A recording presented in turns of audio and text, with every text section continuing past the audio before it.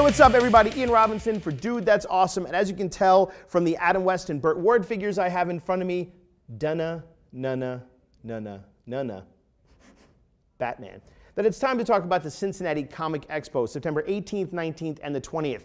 Now, as you know, because you watch daily, we here at Dude, That's Awesome have been combining forces with the Cincinnati Comic Expo to bring you the backbone of any comic book convention. What am I talking about? The comic book store. Our latest is so awesome, I can't even believe it. Rockin' Rooster Comics and my bearded buddy Dave, he's going to talk to us about the history of the shop, his take on comics, and his love of the Fantastic Four. Check it.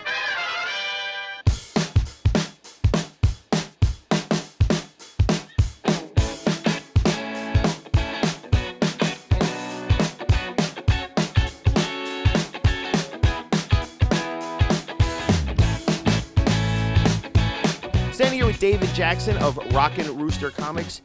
Dave, talk to me a little bit about the history of the store.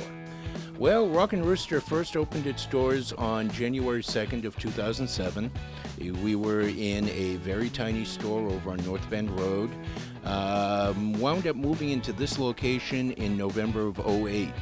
And it's just a phenomenal spot for a gaming and comic store. So as far as the game section, how much of that is your business? Is games like a big part of it, or is it mostly comics? Depends on the day.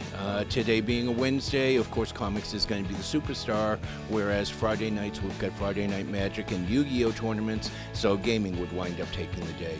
It all depends on what day of the week it is. Now, what's the rarest comic that's ever been through the store or that you've ever personally held? Oh, well, the most valuable that we've had copies of Avengers 1, Spider-Man 1, but we've got a couple of copies of WoW comics from the 40s featuring Mary Marvel that I think probably is a little rarer as far as number of copies still in existence. Not worth as much as, say, Spider-Man #1, but... So who is your favorite hero and or what's your favorite comic book line? What's your main one from like when you were a kid? Oh... That's a long story. The short answer would be Fantastic Four, and I am very sorry with the treatment that they have been getting lately. There is no Fantastic Four title being published right now by Marvel, but no, I started reading that when I was 7 years old and fell in love with my second family, and that's why I've always looked at the Fantastic Four. Now, being in the game for as long as you've been in it, what keeps you loving comics? Because we were talking about before, digital is starting to push in on the store. It gets harder and harder every year. What keeps you in love with comic books? Basically, it's a fact of reading, and comics are an easy way of reading. You've got two different mediums there. You've got the words, which are telling you a story, but the artwork also tells you a story on a whole different level.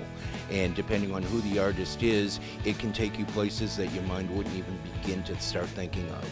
That's the kind of thing that we need to get more young people looking at. Instead of TV and video games, start using your imagination. Start thinking about what could be, what the possibilities are, and that's what's going to lead to the next scientific discovery.